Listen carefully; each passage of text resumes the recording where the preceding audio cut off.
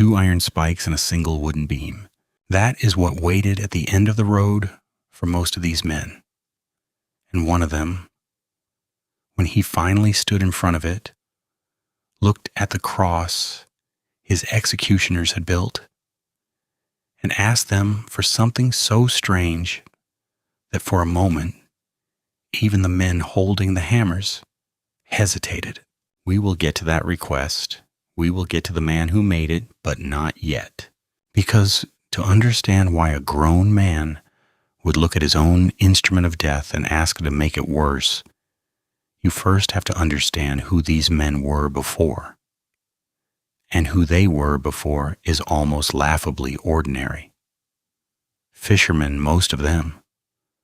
Men who smelled of salt and lake water and gutted fish. A tax collector who worked for the occupying army. A former revolutionary who had once wanted to kill Romans in the street.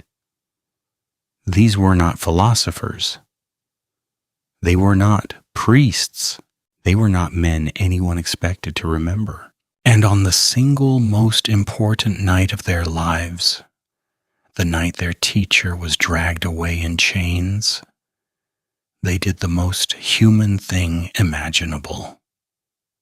They ran. Every last one of them ran into the dark and left him.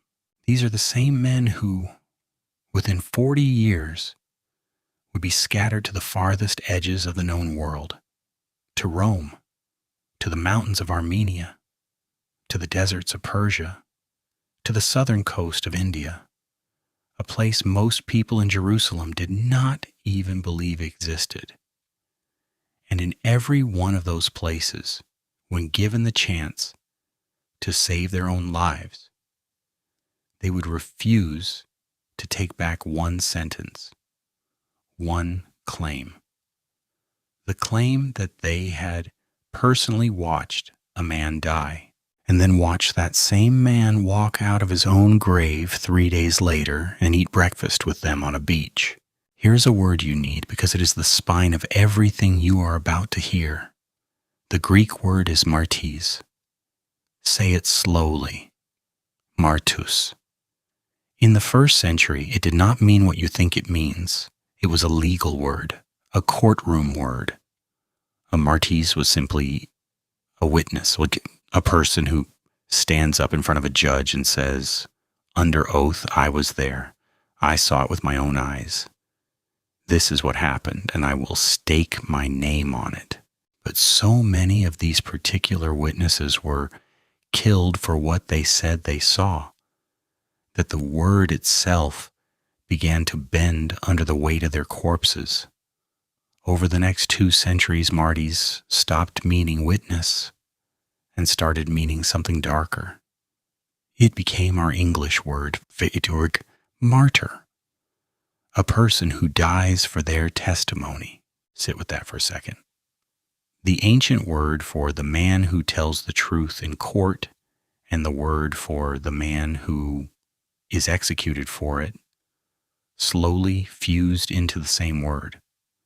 Because for these 12, those 2 things turned out to be the same thing. To testify was to die. To be a witness was to be a martyr. This is not a story about religion. This is not a story about a stained glass window in a building you drove past once. This is not a story about men who were braver or holier or made of something stronger than you are. This is a story about 12 frightened, ordinary people who saw something they could not unsee and then had to decide one terrible morning at a time in city after city whether they would die rather than say it never happened. 11 of them died for it. 1 of them could not. And the reason for that single exception is going to hollow out your stomach when we reach it. So let me ask you something before we begin, and I want you to actually hold the question because the entire video is built around it. What would it take? What threat? What amount of pain? What loss for you to look someone in the eyes and say the words, "I never knew him"? What would have to be on the line? Keep that question close, because one of these men said exactly those words out loud by a fire on the worst night of his life. And then he spent every remaining year proving he meant the opposite, right up to the moment he asked to die upside down. Let me show you how each of them died. Not the clean, embroidered version you may have heard, the real one. What history can actually prove, what it can only whisper, and what, if we are honest, it simply does not know. Because the truth is stranger and far more human than the legend that grew over it. We start with the one death we can be certain of, the only one the Bible itself puts on the record. His name was James, not James, the brother of Jesus. Hold that name because we will come back to him and he matters. This is a different James. This one was the son of a fisherman named Zebedee, and he had a younger brother you already know. His name was John. And when these two boys first started following Jesus, he looked at them and gave them a nickname. Mark's gospel preserves it in the original Aramaic. Boanerges, it means sons of thunder. Picture that. Two young men so loud, so hot-blooded, so quick to anger, that the gentlest teacher who ever lived took one look at the pair and called them thunder. These were not soft, quiet, folded hands saints. At one point, the two of them asked Jesus, in all seriousness, if they could call down fire from heaven to incinerate an entire village that had refused them lodging. Another time, their own mother came and knelt in front of Jesus and asked if her two boys could have the best two thrones in the kingdom, one on his right and one on his left. That is the family James came from. Ambitious, fierce, ready to fight, ready to rule, ready to burn a town to the ground over an insult. And James has the grim distinction of being first, the first of the 12 to die. It happened around the year 44, only about a decade after the crucifixion, and you can read it for yourself in the book of Acts. A king named Herod Agrippa, grandson of the same Herod who had tried to murder the infant Jesus, wanted to win favor with the religious authorities in Jerusalem. So he reached for the easiest available target. He arrested James. And the text does not dress it up, it says, simply that he had James killed with the sword. That is the whole account. One verse. No speech, no miracle, no last-second rescue from heaven. The loudest of the 12, the son of thunder, the boy who wanted to call down fire, was beheaded so fast that the Bible records his death in a single passing sentence on its way to a different story. But here's what most people miss. There is an older account preserved by a Christian teacher named Clement of Alexandria and handed down to us through the great church historian Eusebius. And it tells you what happened on the road to the execution. According to Clement, the man who had informed on James, the very man whose testimony got him condemned, was made to walk beside him to the place of death. And somewhere on that walk, watching James face his own beheading without flinching, without begging, without taking back a single word, the informer broke. He turned to the man he had betrayed and confessed that he too now believed. He too now followed Jesus, and he begged James to forgive him. The story says James paused, looked at the man who had handed him over to die, and said 3 words, "Peace to you," and then he leaned over and kissed him. So they beheaded them both. The witness and his betrayer executed side by side in the same hour, because the betrayer could not watch a man die that calmly and go on believing it had all been a lie. That is the first one. The stakes are personal. One man, one sword, one sentence in Scripture. But notice the calmness. Burn it into your memory, because you are going to see that same impossible calmness again and again in city after city, on cross after cross. Now here is the strangest twist in the entire story, and it belongs to James's own little brother, because John, the other son of thunder, is the only one of the 12 that the earliest traditions say didn't die a martyr at all. Let that land. 12 men. 11 of them hunted, tortured, executed across 3 continents, and one of them died as an old man in his own bed of nothing but age. And it was the blood brother of the very first apostle to be killed. The same fishing family, the same 2 boys, produced both the first martyr and the only survivor. John outlived all of them. He is the one the Gospels call the disciple Jesus loved.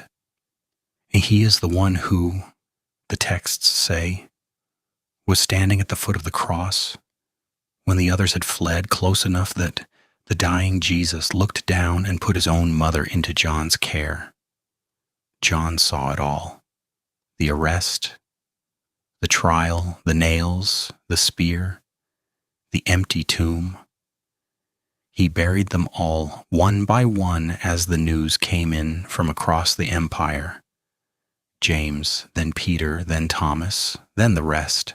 He was the last man alive who had leaned his head against Jesus at a dinner table.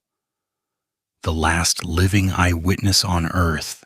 The early Christian writer Tertullian preserves a tradition that Rome did try to kill him. They brought John to the Capitol and, the story goes, threw him into a cauldron of boiling oil, and he came out of it alive. Whether you take that as literal history or as the memory of something terrible he survived, the thread that follows is solid. They could not, or did not, put him to death. So Rome did the next thing it did to dangerous old men. It exiled him. It shipped him to a small, bare, volcanic island in the Aegean Sea, a penal colony, a rock in the water, named Patmos. And John tells you himself, in the opening lines of the book of Revelation, that he was there because of the Word of God and the testimony of Jesus. There is our word again, testimony, martyrs. And on that empty rock, an old man, the last one left, saw a vision so vast and so violent that he writes that he fell down at the feet of it as though he were dead. Hold that image of an old man collapsing on a stone island. We will come back to what he has to do with 2 iron spikes in Rome. For now, just keep this. The brother who once wanted to call down fire lived long enough to write the last book of the Bible, and then died of old age in the city of Ephesus. The only one of the 12 to grow old. One brother first to die, one brother last to die, sons of thunder both. And this is where it gets remarkable, because now the deaths begin to spread outward, like cracks racing across glass, to the very edges of the map. Andrew was Simon Peter's older brother. In John's Gospel, he is the very first disciple Jesus ever called. A fisherman who heard one sentence, dropped his net in the mud, and never picked it up again. And then the first thing Andrew did was run to find his brother Simon and drag him to Jesus too. Remember that. Andrew is the one who brought Peter in, the brother who brought the rock. Tradition carries Andrew north and west into Greece, into a region called Achaia, to a city called Patras. And here the historical thread, preserved by a writer named Hippolytus in the early 3rd century, says Andrew was crucified. Later tradition adds the detail you have seen in 1,000 paintings, that his cross was shaped like an X, the diagonal cross that still carries his name and still flies on the flag of Scotland today. But I am going to be honest with you about what the earliest sources actually say versus what got added centuries later, because that honesty is the entire point of this video. The oldest layer simply says he was hung up to die at Patras. The X-shaped cross is a medieval embellishment. What every version agrees on is the manner of his dying. They did not nail him. They bound him to the cross with ropes. And do you understand why that is worse? Far worse? Nails kill you. The blood loss, the shock, the wounds. They shorten it. Ropes keep you alive. By tying him instead of nailing him, his executioners made certain that nothing would mercifully speed it along.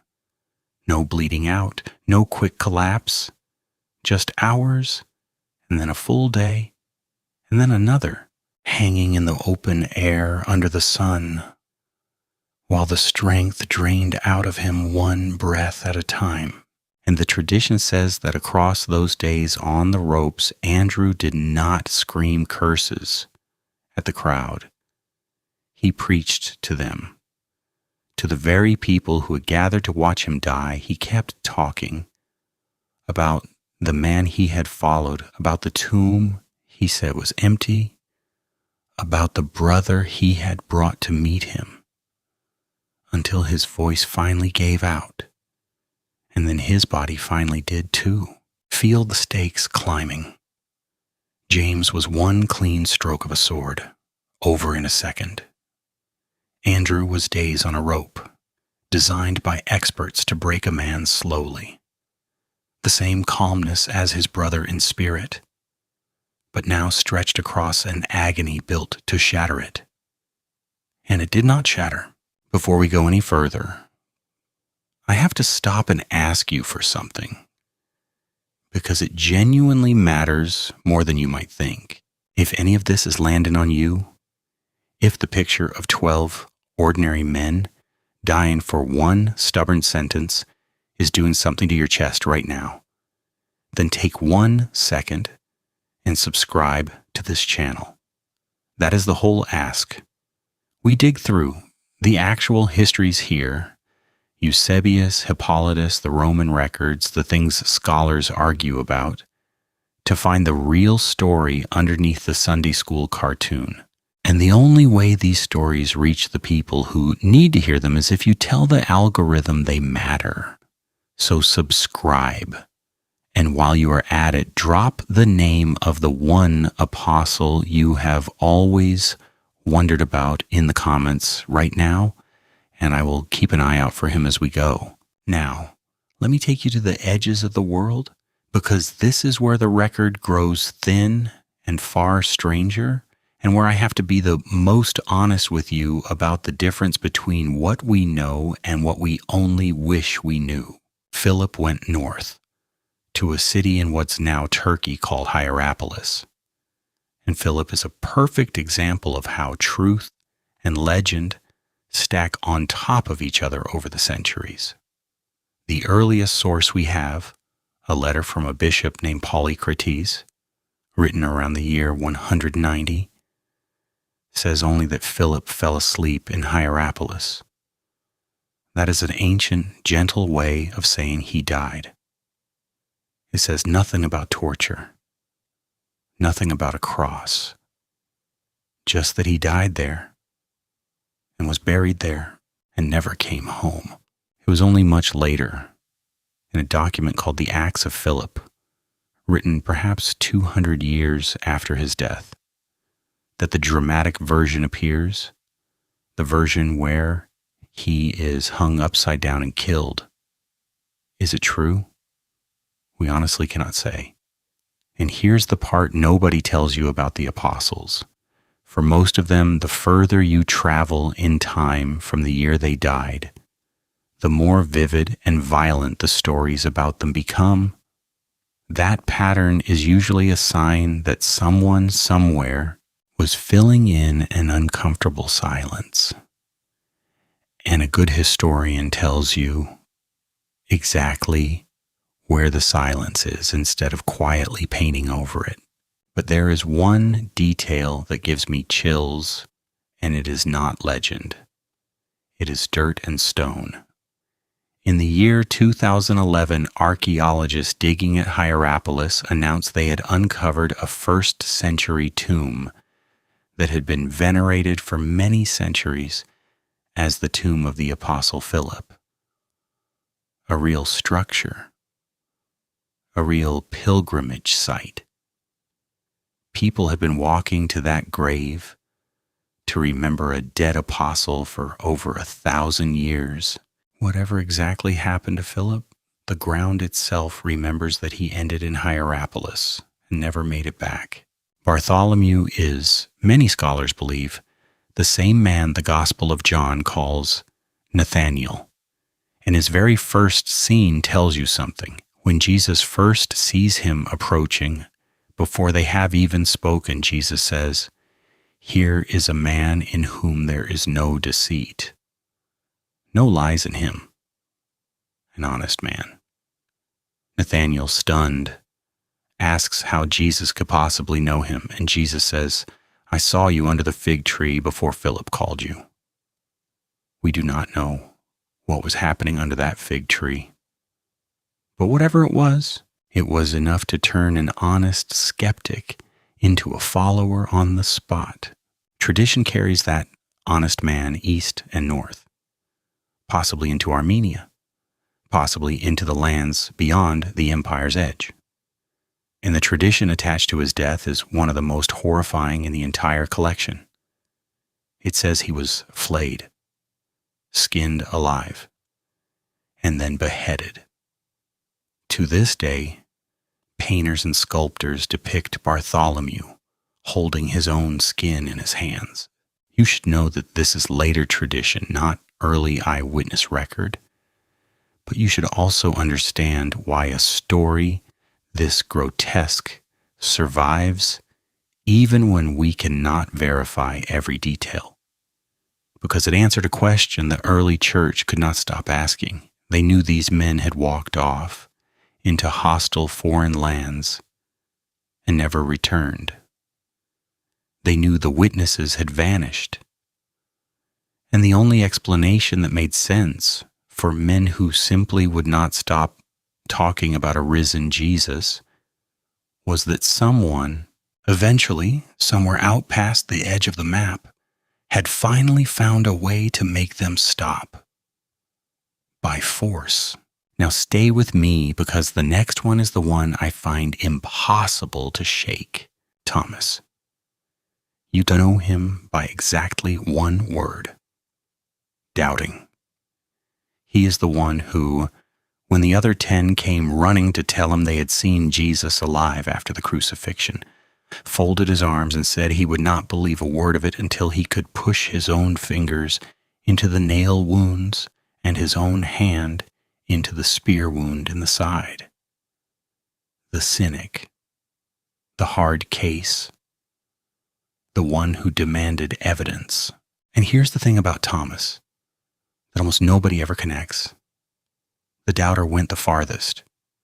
Of all 12 men, the one who flatly refused to believe without proof ended up traveling a greater distance than any of them to tell the world what he had finally seen. Tradition. And in this case, it is a tradition with unusual strength and staying power, says Thomas sailed all the way to the southwestern coast of India, to a place near the modern city of Chennai called Mylapore. The Gospel of John even gives him a second name, Didymus, it means the twin. And here is why this one is unlike all the others. There is, to this very day in southern India, an ancient living community of Christians who call themselves the St. Thomas Christians. And they trace their faith back nearly 2,000 years to a man they say arrived on their shore by sea and told them about a carpenter who had risen from the dead. The tradition says Thomas was killed there, run through with a spear or a lance, and there is a church built over the site of his reputed grave that still stands. Do you feel the full weight of that? Go back to the upper room. Go back to Thomas, with his arms crossed, saying, "Unless I see the marks, I will not believe." And then, when the risen Jesus appears and tells him, "Put your finger here," Thomas falls to his knees and says the single most extreme sentence any disciple ever spoke. He looks at the man in front of him and says, "My Lord and my God." The doubter of all of them is the one who first calls Jesus God outright. And then the doubter carried that confession farther from home than any of them dared to go, to a continent the others never saw, and died on its shore with a spear in his chest. The skeptic outran his own doubt by 5,000 miles. Now I have to do something a lot of these videos refuse to do. I have to tell you the truth about the ones we barely know. And I have to refuse to make it up. Matthew, the tax collector, the one who was sitting at his customs booth, counting the Roman coin he squeezed out of his own neighbors, despised as a collaborator and a traitor by everyone who walked past him. And Jesus stopped at that booth and said 2 words, "Follow me." And Matthew stood up and left the money sitting on the table and went. But Matthew's death is genuinely uncertain. The oldest source we have, Hippolytus, says Matthew simply fell asleep in a region called Parthia. No martyrdom at all. A much later and much shakier tradition relocated his death to Ethiopia and handed him a spear or a sword.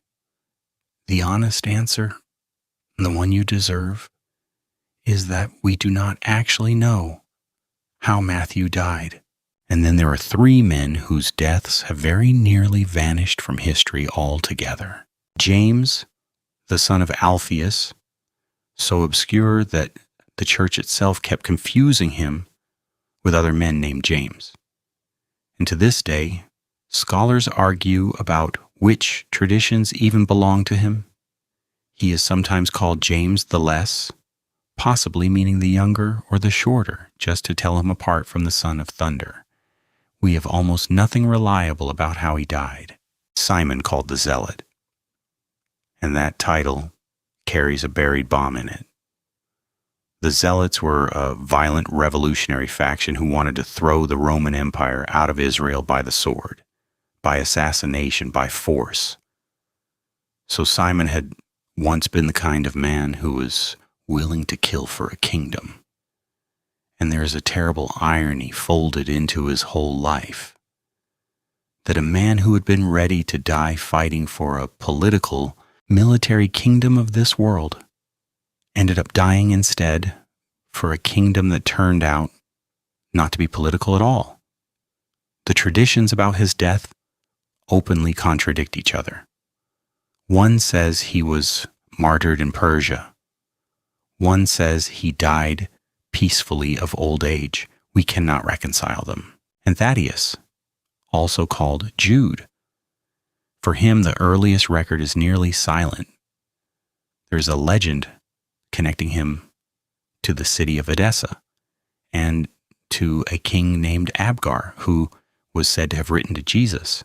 There's a much later tradition that he and Simon died together in Persia, killed with a club or an axe or arrows, depending on which document you read.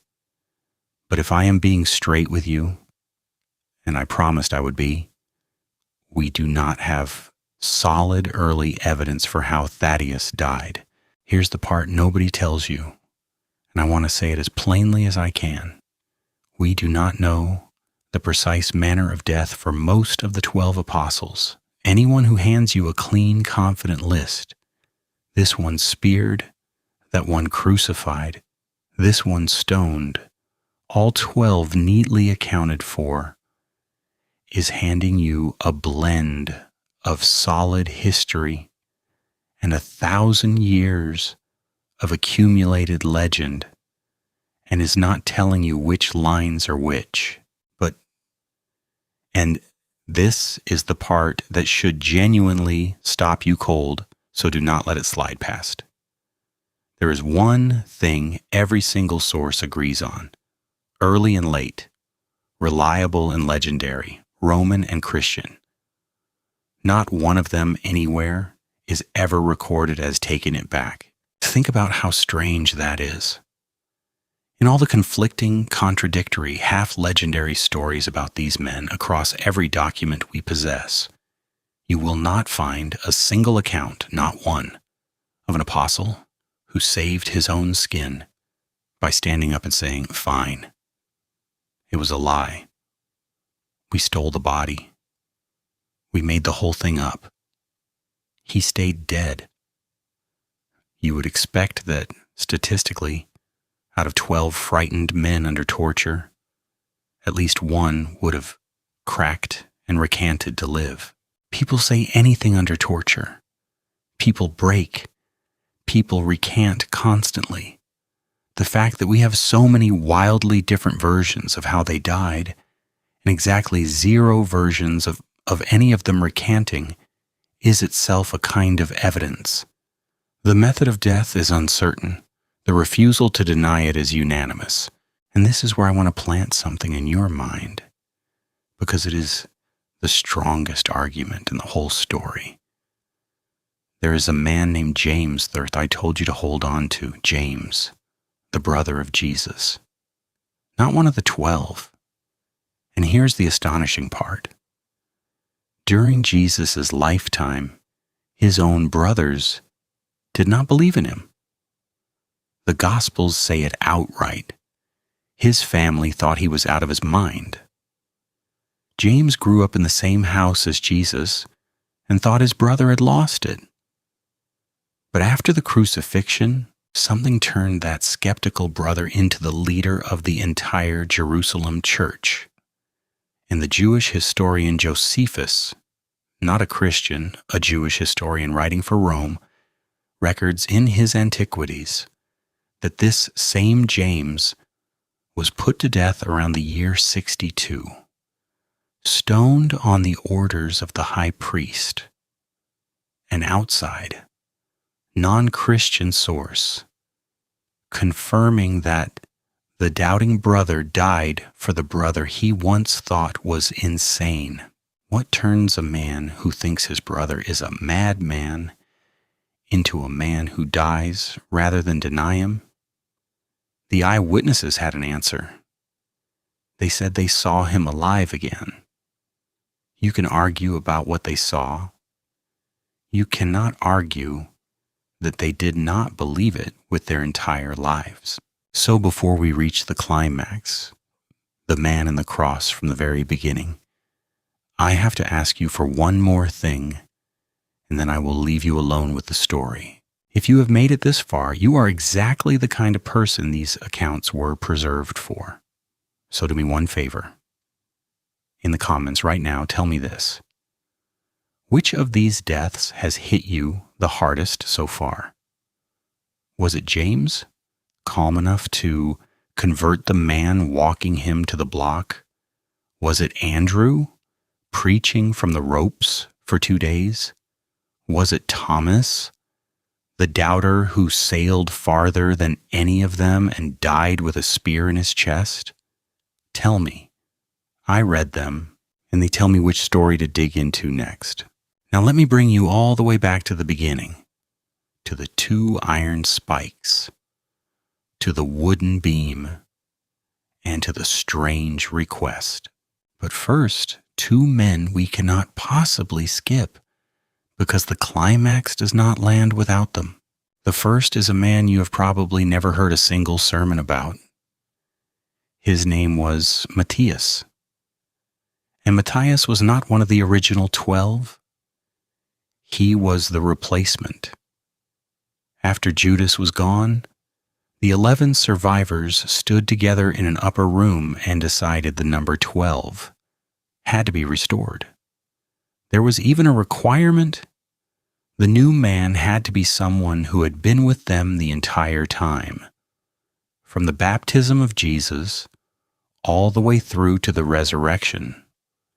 An actual eyewitness, not a latecomer.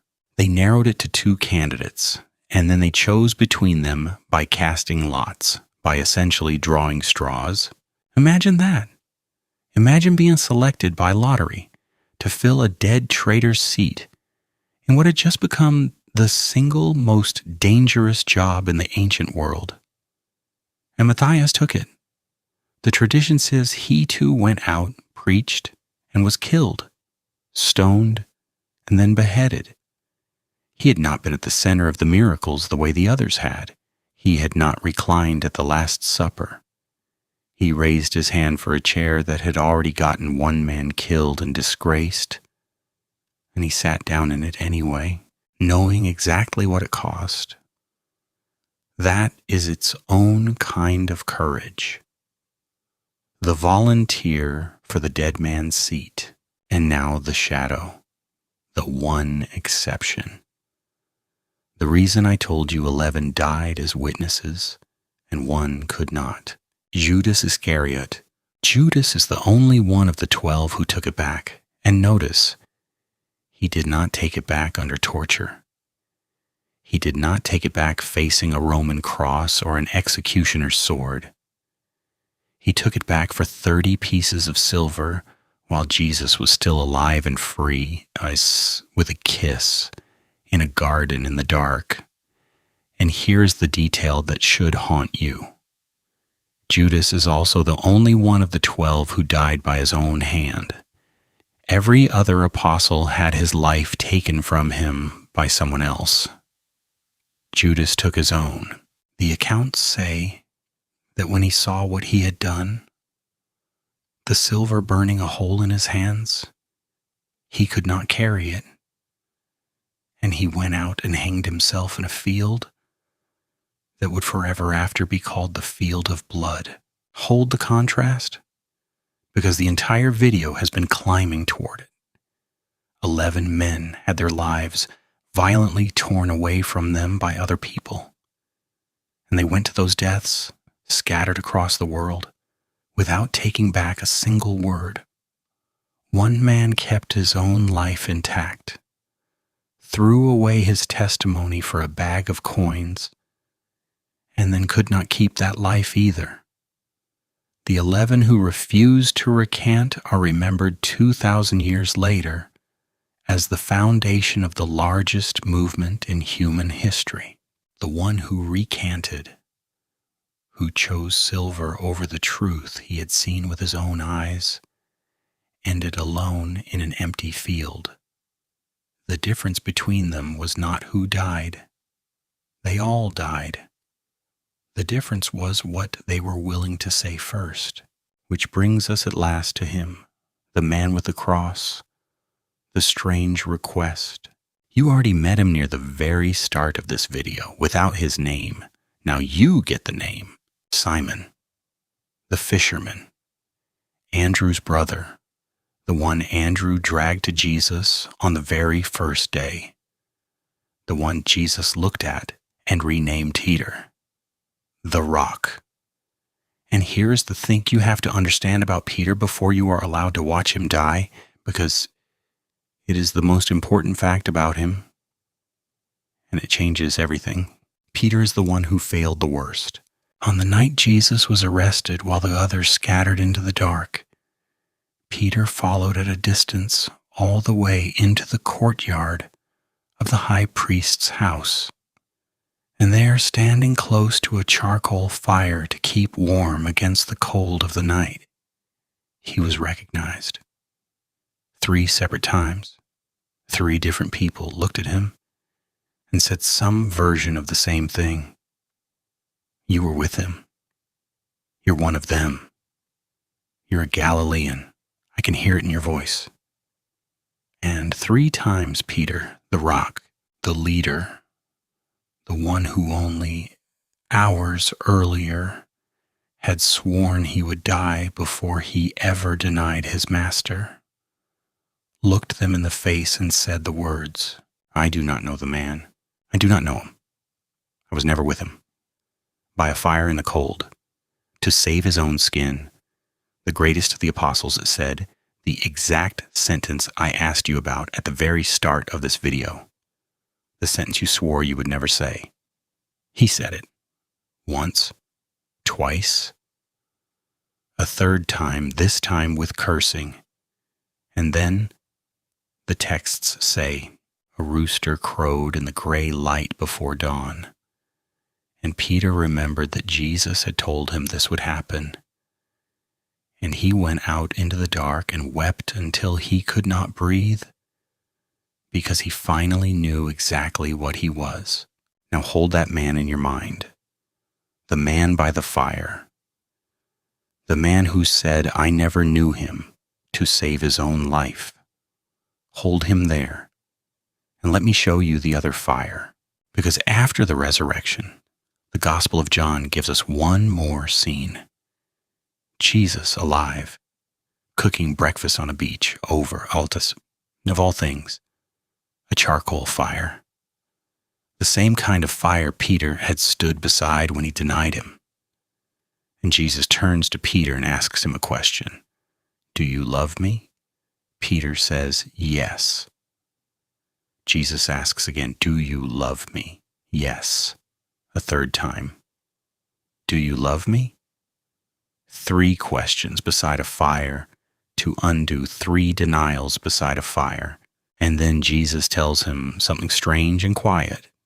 He says that when Peter is old, he will stretch out his hands, and someone else will dress him and carry him where he does not want to go. John adds a single line of explanation. Jesus said this to show by what kind of death Peter would die. That is the open loop I told you to hold from the beginning. Jesus told Peter on a beach decades in advance that he would stretch out his hands and be led to a death he did not choose. Now watch it close. Tradition. And it is a strong and early one, anchored by a letter written from the city of Rome before the end of the 1st century, the letter we call 1 Clement, and confirmed later by Eusebius, says that Peter ended up in Rome. And he arrived at the worst possible moment in the worst possible city.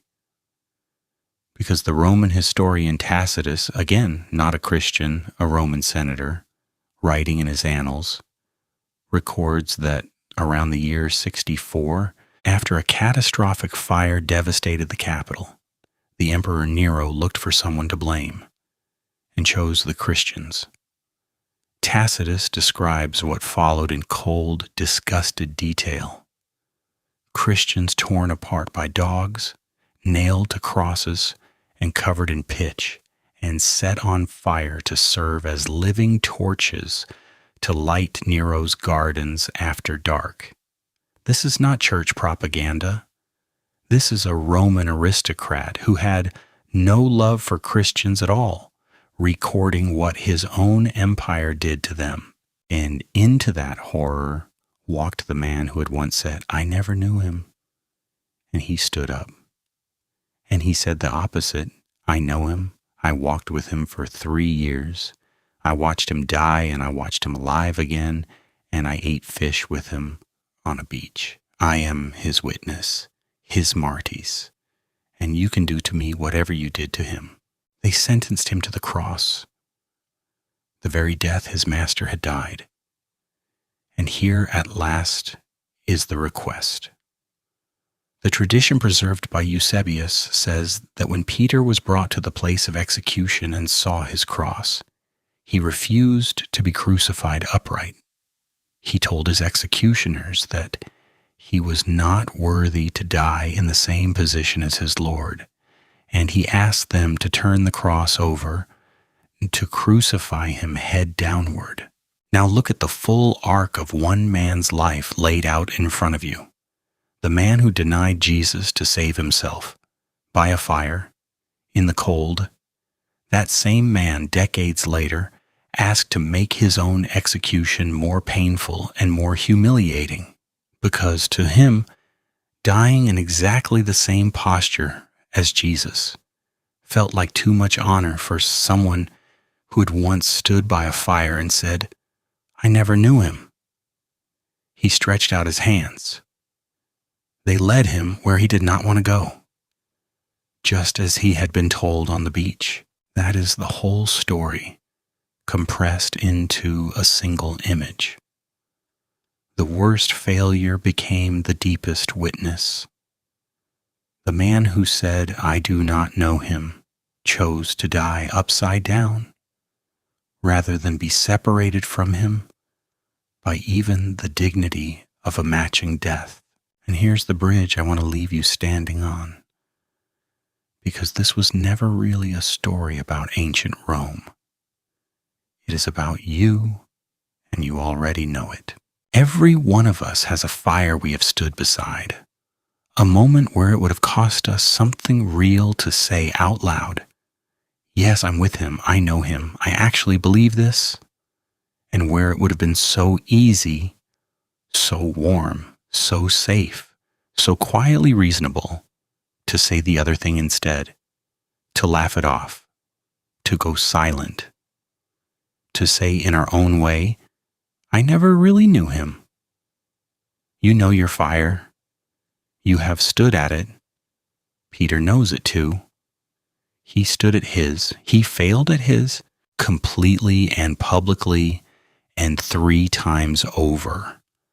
And then he spent the entire rest of his life turning around. That is the offer buried underneath this whole story. Not that you have to be brave enough to die on a cross in Nero's Rome, but that the man who failed worst at the fire became the rock the whole thing was built on. Which means the failure at the fire was never ever the end of the story. Not Peter's, not yours. And there is one more who was not one of the 12, but who cannot be left out, because he died in the same city, in the same wave of Nero's terror. Paul. The man who had started his life hunting Christians down and approving their executions, and who became the greatest of them. Because Paul was a Roman citizen, the law spared him the cross and gave him a faster death, the sword. He was beheaded outside the walls of Rome. The same earliest source that tells us of Peter tells us of Paul. And in a letter Paul wrote near the end, knowing what was coming, he said, "I have fought the good fight. I have finished the race. I have kept the faith." 2 men, 1 city, 1 emperor, 2 deaths, 1 testimony. So let me give you the 3 things to carry out of this video, and then I will let you go. First, the historical truth, stated honestly. We do not actually know the precise manner of death for most of the 12. The methods are a tangle of solid early history and centuries of later legend, and anyone honest with you will say so out loud. But what we do know, what every single source on earth agrees on without one exception, is that they died scattered far from home in foreign and hostile places, and that not one of them is ever recorded as taking it back. The uncertainty is entirely in the how. The refusal is completely unanimous. Second, what that actually means for you. People do not die for what they personally know to be a lie. A con man recants the instant the executioner appears, But these were not distant believers inheriting a comfortable story generations later. These were the original eyewitnesses themselves. The exact men who, of anyone alive, would have known with absolute certainty whether the tomb was empty or whether they had quietly moved the body in the night. And to a man, given every chance to save their own lives by confessing a hoax, they chose the sword, the spear, the rope, the upside-down cross instead. You were free to argue about what they saw on that third morning. What you cannot argue is that they did not believe, with everything they had, that they had seen it.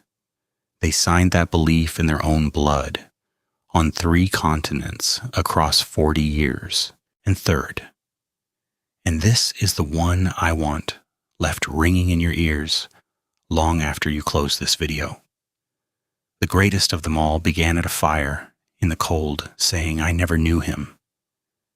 And he ended on an upside-down cross, refusing even to die, facing the same direction as his master. Because by then he loved him too much to claim the honor. So whatever fire you happen to be standing beside right now, whatever you have gone quiet about, whatever you have been too afraid or too comfortable or too tired to say out loud, remember that the rock the entire church was built on was once a man who denied everything he believed just to stay warm by a stranger's fire. And it was not the end of him. It does not have to be the end of you either. So tell me in the comments before you go, after everything you just heard, which one of the 12 are you going to be thinking about tomorrow morning? The brother who died first, or the brother who died last? The doubter who sailed the farthest and called him God? The volunteer who took the dead man's seat? Or the man at the fire who failed worse than any of them and turned around and asked to be turned upside down? Tell me, I will be reading every one. 2 iron spikes, 1 wooden beam, 12 ordinary frightened men, and a single sentence not one of them would take back. That is how the apostles actually died.